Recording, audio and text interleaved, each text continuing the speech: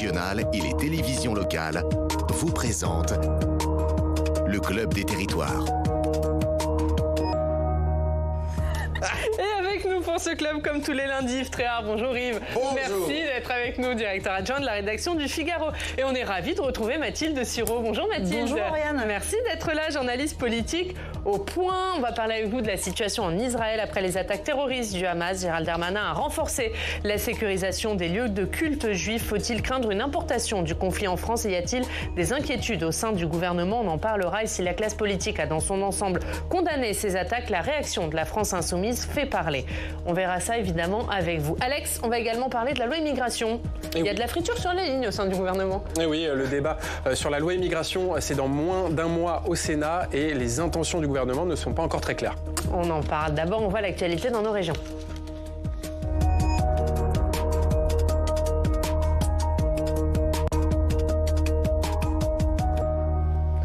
L'actualité dans nos régions avec nos partenaires de la presse régionale. Et c'est également le grand retour de Guilhem Rickavi. Bonjour Guilhem, merci d'être avec nous. Bonjour Ariane. Directeur éditorial à Var Matin. On est ravis de vous retrouver dans ces beaux paysages méditerranéens. Également. On va évidemment parler d'Israël avec vous dans quelques instants. Mais d'abord, on va parler de votre une et à lire évidemment dans vos pages un dossier complet sur les interventions des secours en mer. De plus en plus nombreuses, Guilhem.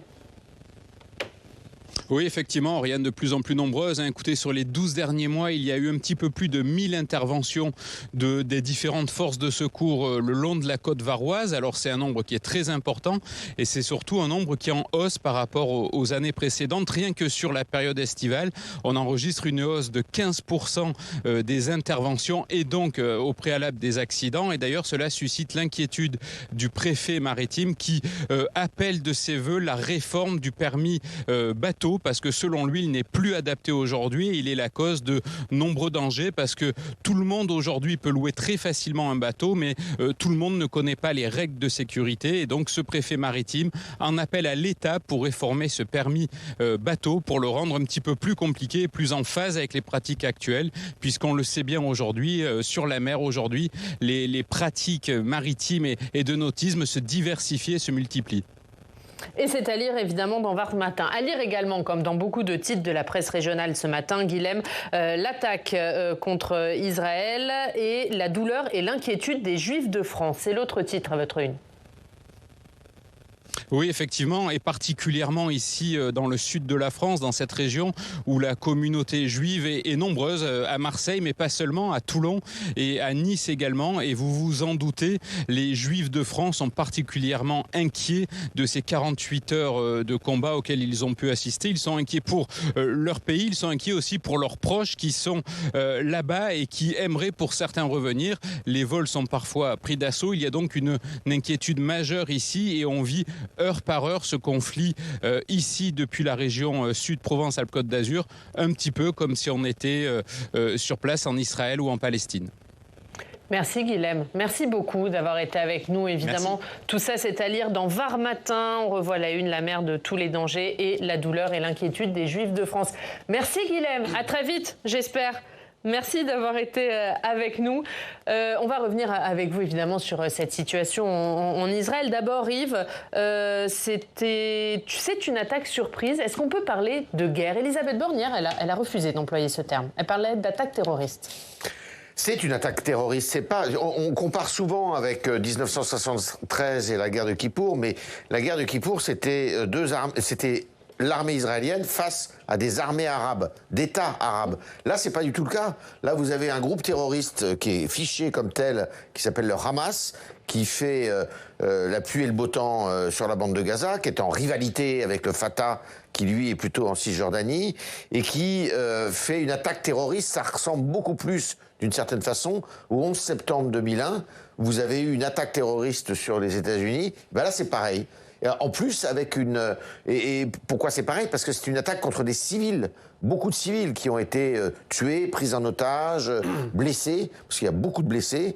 Et donc, on est plus dans ce qu'on appelle aujourd'hui une guerre asymétrique que dans une guerre classique entre deux armées en bonne et due forme. Est-ce que ça suscite l'inquiétude au sein du gouvernement, Mathilde, ce qui est en train de se passer en Israël ? Bien sûr, il y a eu des réactions d'ailleurs au niveau international, diplomatique et des condamnations quasiment unanimes. Ensuite, il y a eu très vite un débat politique en France qui s'est noué autour en fait de la prise de position ou l'absence de prise de position de la France insoumise. Il y a eu dès samedi, dès ce week-end en fait, des réactions dans tout le camp politique pour condamner l'attaque terroriste, sauf du côté des Insoumis, où on a tendance à renvoyer dos à dos le mouvement palestinien et l'État israélien. Donc, il y a eu des déclarations très fortes de la Première ministre Elisabeth Borne, qui en fait a dit que sous couvert d'antisionisme, finalement, les Insoumis se compromettaient dans l'antisémitisme. Et on voit bien des fractures, encore une fois, qui ne sont pas nouvelles, mais qui rejaillissent au sein de l'Alliance de gauche. Donc un débat politique qui se noue et évidemment un activisme diplomatique au sommet de l'État de la part d'Emmanuel Macron et du Quai d'Orsay très important, notamment concernant là aussi les ressortissants français qui sont sur place. Oui, qui sont sur place. Et il y a aussi une inquiétude, parce que Gérald Darmanin a très vite annoncé la sécurisation des lieux de la communauté juive. Il y a aussi une inquiétude pour les juifs qui sont ici en France, Yves. Oui, alors ça, c'est une inquiétude régulière. Vous disiez en préambule tout à l'heure que est-ce que ce conflit pourrait être importé Je dirais qu'on vit en permanence avec l'importation de ce conflit, parce que ce qui se passe beaucoup entre une petite partie de la communauté musulmane et les tensions qu'il peut y avoir dans certains quartiers, très souvent ont pour prétexte ce qui se passe au Proche-Orient. Et ça, on le vit depuis, grosso modo, depuis 67, la guerre des 6 jours, puis après il y a eu la guerre de Kippour, et puis l'attitude des gouvernements français. Donc il y a toujours eu, si vous voulez, en toile de fond, de la tension qui existe dans certains quartiers en France où il y a une forte communauté musulmane, ce conflit, et regardez ce que ça peut donner comme dans des localités comme Sarcelles, par exemple, où vous aviez...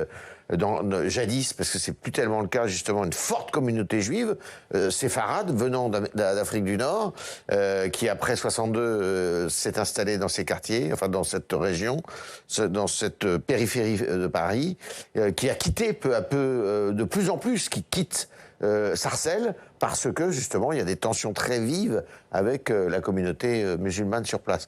Donc on vit avec ça, évidemment. En plus, il faut le savoir, le Hamas, c'est pas seulement un groupe nationaliste. On est loin de la période Yasser Arafat à l'OLP où c'était un combat nationaliste. Aujourd'hui, ce combat nationaliste se double d'une expression religieuse et d'une expression fondamentaliste islamique. Donc, il est là le sujet aussi. Alors Mathilde, vous disiez très vite, il y a eu des réactions de la classe politique assez unanimes, sauf la France insoumise, une position de la France insoumise qui a fait vivement réagir Elisabeth Borne, la Première ministre. On l'écoute. On ne peut pas, dans le contexte actuel, renvoyer dos à dos et le Hamas, dont je rappelle que c'est une organisation reconnue comme une organisation terroriste par l'Union européenne. On a d'un côté un État un État démocratique qui est victime d'une attaque terroriste et de l'autre, cet État qui se défend. Donc ces propos sont totalement choquants et totalement déplacés. Les positions de la France insoumise sont bien connues, avec beaucoup d'ambiguïté, avec de l'antisionisme, dont en effet, c'est parfois une façon aussi de masquer une forme d'antisémitisme. Il est choquant d'avoir un responsable politique qui réagit quand je suis en train de condamner l'attaque d'un groupe terroriste sur un État démocratique avec les images qu'on a tous vues. Voilà, c'était hier midi chez nos confrères de BFM, une réaction très ferme de la part d'Elisabeth Borne, Mathilde. Oui, effectivement, des mots très fermes, très clairs. Finalement, ces positions de Jean-Luc Mélenchon et de quelques-uns de ses plus fidèles lieutenants n'a étonné personne. C'est malheureusement pas la première fois. Et il y a eu par le passé, de la part de la France insoumise, la participation, par exemple, à des manifestations du collectif contre l'islamophobie, qui depuis a été dissous, et beaucoup de prises de position très ambiguës, et notamment aussi sur ces questions d'antisémitisme. Et c'est aussi documenté que c'est une stratégie purement électorale que de vouloir flatter ou en tout cas s'attirer des voix de communautés qui se retrouvent dans un discours, parfois, il faut le dire, complotiste vis-à-vis des Juifs.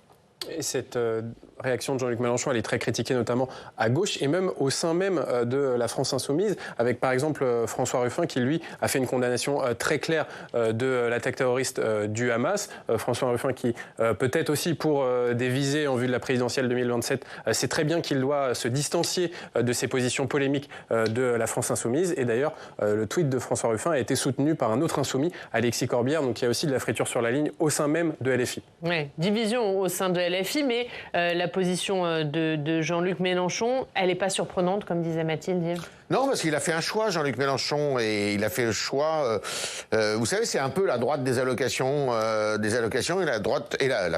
la gauche des allocations et la gauche du travail. C'est cette division qu'on trouve entre, d'un côté, Ruffin, Roussel, au sein de la gauche, et puis de l'autre côté, la gauche des minorités, la gauche discriminée que défend la gauche des banlieues, que défend, et de certaines zones périphériques, que défend Mélenchon, voilà, c'est tout le débat de la gauche.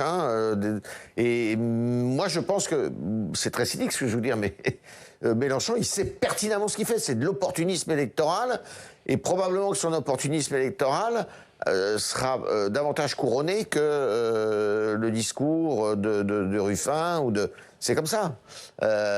C'est lui qui, jusqu'à présent, a fait les scores. C'est pas les autres. Notamment. Pardon ? Sur les quartiers populaires, et notamment en Seine-Saint-Denis, effectivement. C'est lui qui a fait les scores. Si vous regardez la dernière présidentielle et les dernières législatives, c'est lui qui emporte la mise dans toutes les banlieues des grandes cités, de Paris à Marseille, en passant par Lyon, enfin voilà, Lille. C'est ce discours-là qui est entendu. Au prix de, sans doute, de prises de position qui sont plus que critiquables, qui sont les positions de Jean-Luc Mélenchon. Une forme d'antisémitisme, comme le dit Elisabeth Borne ? Alors, l'antisionisme se nourrit souvent d'antisémitisme, évidemment. Ça, c'est très clair. Dire que c'est ce qu'il faut, c'est ce qui qualifie Jean-Luc Mélenchon, je ne sais pas. Mais c'est sûr que l'antisionisme, c'est de l'antisémitisme. Et du clientélisme électoral, Mathilde, de la part de Jean-Luc Mélenchon ? Du clientélisme, en tout cas une stratégie électorale claire qui est de prendre parti. Et c'est ce qu'on a pu voir aussi dans d'autres gauches.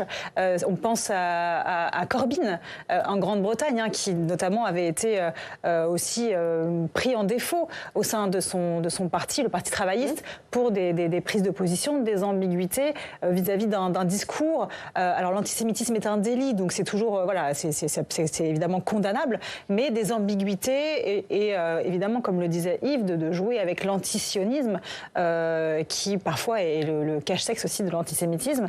Et Jean-Luc Mélenchon, cet été, on s'en souvient, il s'en était pris violemment aussi au CRIF, les accusant d'extrême droite. Enfin, c'est toute une stratégie donc électorale, on l'a dit, mais aussi idéologique assumée de la part du leader des Insoumis.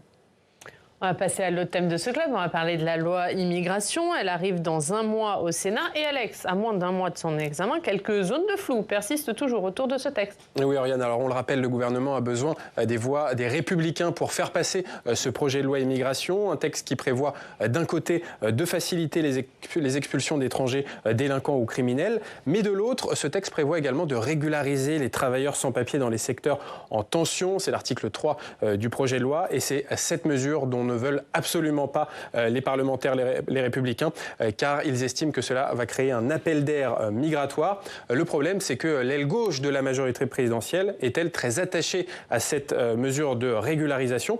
Alors au final, que va faire le gouvernement? Va-t-il garder ce dispositif dans le projet de loi de l'immigration? La réponse est plutôt oui, mais dimanche, la première ministre Elisabeth Borne, interrogée sur BFM sur ce sujet, a eu beaucoup de mal à répondre et les journalistes l'ont interrogée, ont répété les questions plusieurs fois. Est-ce que cet article figurera bien, quoi qu'il en coûte, dans le projet de loi immigration?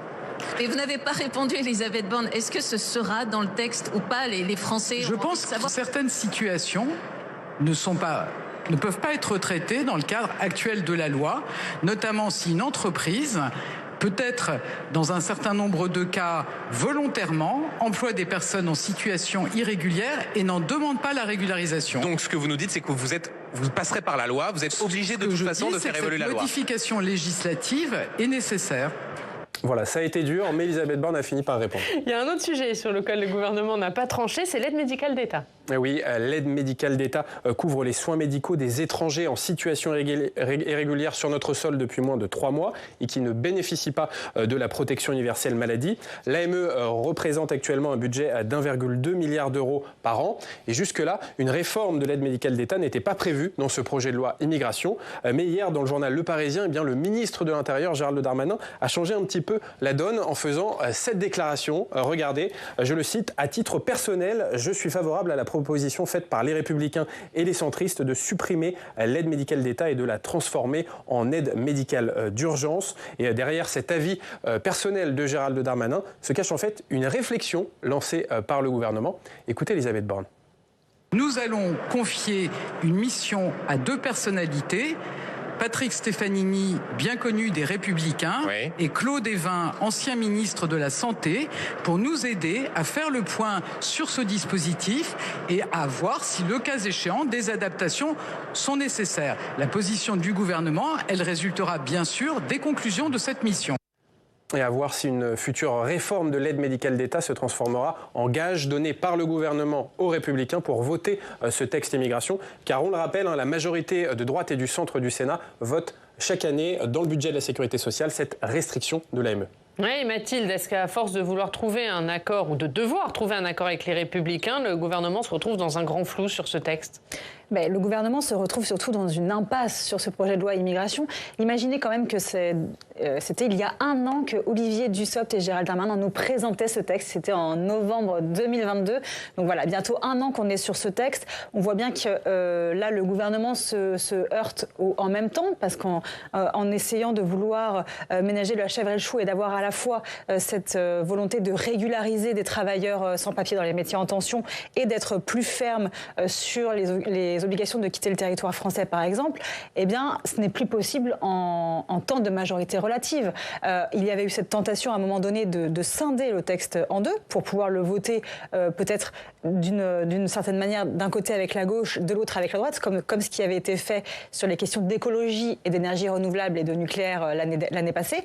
Finalement, on revient à un texte global avec vraiment une impasse stratégique, parce que d'un côté, Gérald Darmanin est tenté de vouloir mettre le RN et LR face à ces contradictions, en allant plutôt de leur côté, en donnant des gages à la droite. Mais de l'autre, on voit aussi une aile gauche de la majorité qui ne veut pas faire entendre raison à Gérald Darmanin et qui veut garder à tout prix ce volet régularisation, avec certainement l'appui non assumé comme tel, mais d'Elisabeth Borne, bien sûr, qui est Première ministre, qui veut que là-dessus le texte soit équilibré, elle le répète, et qui vient elle aussi de la gauche. Donc là, on arrive vraiment, c'est la quintessence de l'échec du en même temps appliqué à la majorité relative. Et on a peine à voir comment le gouvernement pourrait s'en dépêtrer, d'autant plus que LR là-dessus, si jamais le gouvernement devait sortir le 49.3 pour faire adopter ce texte, a dit clairement on ira à la motion de censure. Donc c'est vraiment l'impasse politique pour l'exécutif. Ouais, c'est l'impossible accord, une véritable impasse. Oui, mais on se demande s'ils n'ont pas fait exprès. d'une certaine façon. C'est-à-dire qu'on en parle, ça fait quand même un moment qu'on parle de ça. Ah non, Mathilde le rappelait. Ça permet de cliver, de dire bah oui, non, mais c'est un sujet important, parce que quand même l'immigration, ça figure parmi les sujets, les préoccupations les premières des Français. Mais finalement, bon, bah parce que comme on veut aussi être gentil un peu avec la gauche, bon, le sujet est à l'ordre du jour, mais finalement, il se pourrait qu'il se passe rien. Voilà, Gérald Darmanin, il dit qu'il faut arrêter de retarder son adoption. Oui, mais ça fait quand même 1 an qu'il le dit. Oui. D'ailleurs, il était prêt à passer en disant par le 49.3. Dès le début, il a dit, mais pourquoi on n'utilise pas le 49.3 avec ça? Gérald Darmanin, d'ailleurs, il n'était pas du tout question au début qu'on régularise les clandestins dans les métiers en tension. C'était pas le sujet. Puis tout à coup, on a vu débarquer dans une interview au Monde, je crois que c'était Olivier Dussopt qui nous a présenté ça. Enfin bon, c'est une espèce de salade niçoise avec des ingrédients qui sont pas toujours... C'est à mon avis très peu clair pour le grand public.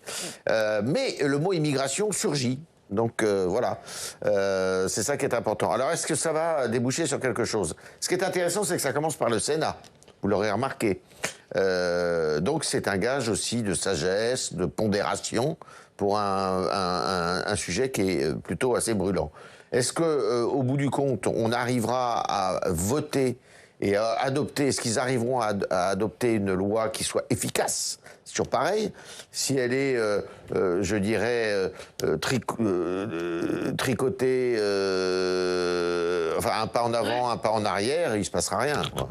Et puis on rappelle que ce texte arrive dans un contexte de campagne des élections européennes qui va vraiment démarrer. Et qui va mettre l'immigration en pile. Le sujet migratoire est de plus en plus important dans l'actualité européenne. On l'a vu ces dernières semaines avec ce qui se passe à Lampedusa. Donc finalement, d'une certaine manière, Emmanuel Macron est piégé. Il doit faire quelque chose. Il doit faire passer une loi sur l'immigration pour montrer qu'il est volontariste sur cette question. Sinon, il va subir les foudres de la droite et du Rassemblement national, notamment dans cette campagne européenne. Et puis, il y a aussi une forme de pression de Gérald Darmanin qui a du poids politique dans ce gouvernement et qui, lui, veut faire passer cette loi immigration parce que ça fait partie également de ses convictions politiques. Et elle est partagée, cette volonté de faire aboutir la loi, ou c'est uniquement Gérald Darmanin qui pousse pour la faire aboutir? Le sujet de l'immigration, pour la majorité d'Emmanuel Macron, c'est le sujet le plus compliqué.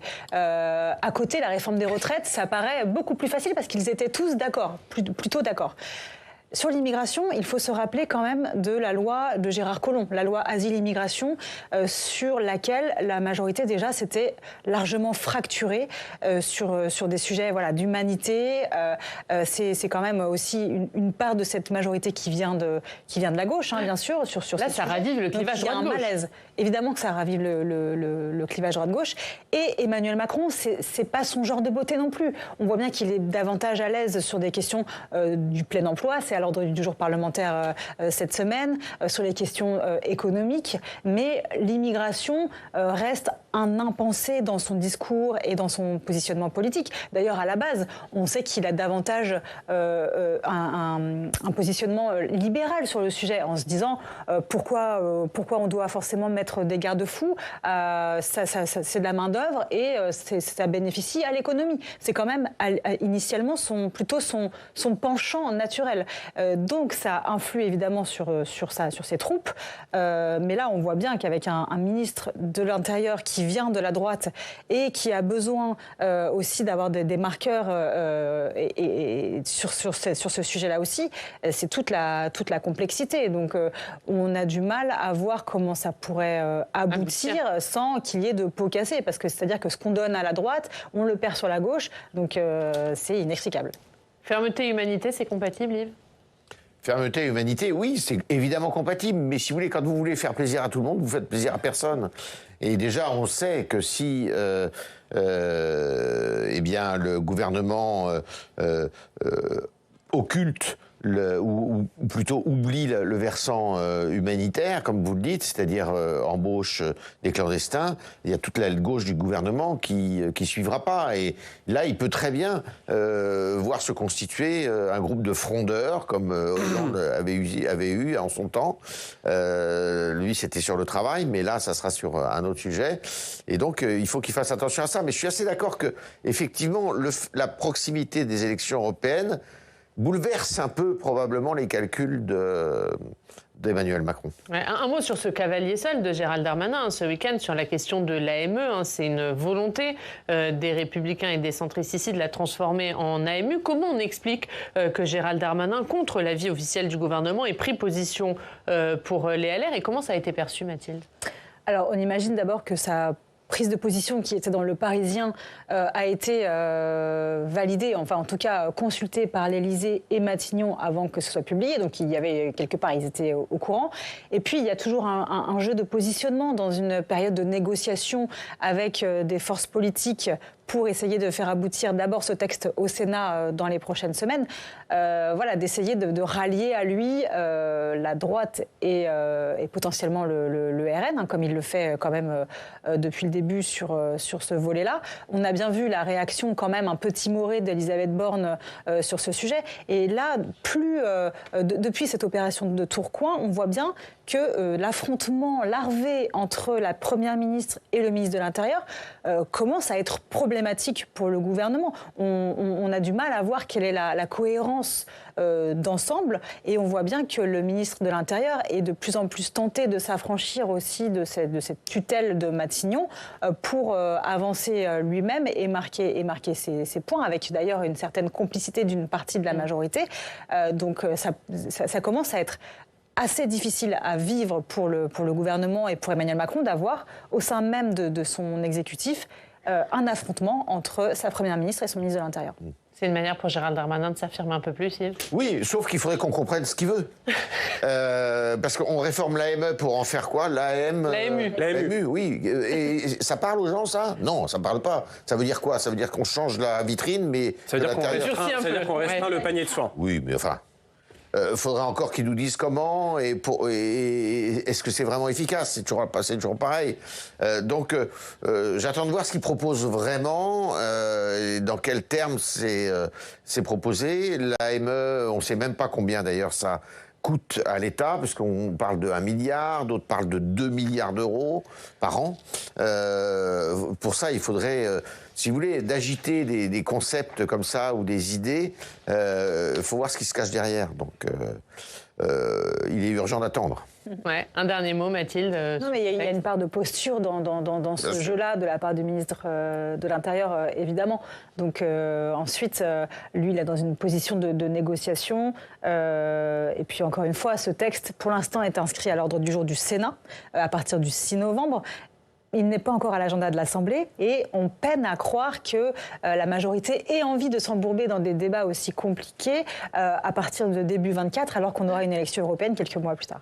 On aura le temps d'en reparler du coup. On va regarder ce qu'il y a à la une de nos quotidiens régionaux avec Alex.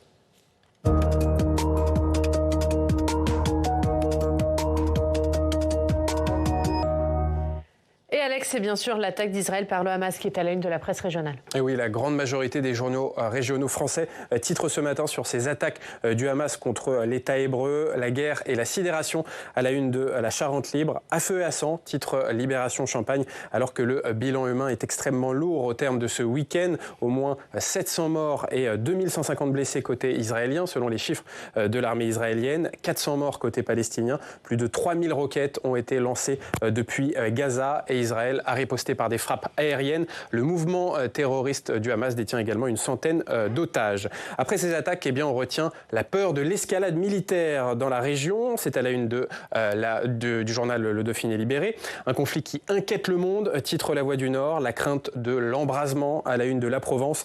Cette guerre entre Israël et le Hamas pourrait embraser le Moyen-Orient et cela, en tout cas, va plomber le processus de normalisation ces dernières années entre Israël et certains pays arabes comme l'Arabie Saoudite. À la suite de ces attaques, le régime de Riyad a d'ailleurs publié une réaction pro-palestinienne dont on avait perdu l'habitude, je la cite. Le régime de Riyad évoque une situation explosive résultant de la poursuite de l'occupation israélienne. La Provence revient sur la réaction de la communauté juive de France à ces attaques. Oui, plusieurs Français revenaient hier d'Israël où ils ont passé les fêtes du Nouvel An juif en famille et ces fêtes se sont transformées en cauchemar. Delphine raconte aux journalistes de la Provence à la sortie de l'aéroport comment elle a laissé le reste de sa famille sur place, ses cousines, ses tantes, avec une immense inquiétude. Et puis elle a vu également ces 4 jeunes hommes de sa famille partir à la guerre sans hésiter. Je la cite, ils ont fait leur sac et ils sont partis. Je n'ai jamais vécu ça, je ne l'oublierai jamais. C'est en tout cas la puissance d'Israël qui est défiée par cette attaque. C'est à la une du journal Le Télégramme. Des Israéliens commencent à dénoncer la défaillance du système de renseignement de l'État hébreu qui n'a pu empêcher l'attaque la plus meurtrière de l'histoire du pays. Et en même temps, l'heure est à l'unité au sein de la population et toute la classe politique, également l'opposition, appelle à l'union nationale. On finit par la une de Corse Matin. Très nombreuses explosions qui ont eu lieu cette nuit autour de Bastia et d'Ajaccio. Oui, on appelle ça une nuit bleue, c'est-à-dire une série d'explosions coordonnées en une seule nuit. Une dizaine de bâtiments dans des résidences secondaires ont été touchés cette nuit. La plupart des cibles étaient inoccupées, pas de blessés, mais 2 personnes sous le choc ont été transférées à l'hôpital. Cette nuit bleue laisse penser à une action de la mouvance clandestine corse. Le procureur de la République d'Ajaccio a saisi le parquet national antiterroriste. Merci beaucoup, merci Alex pour cette revue de presse. Et Israël également, la une du Figaro. Après l'horreur, Israël prépare sa riposte. Oui.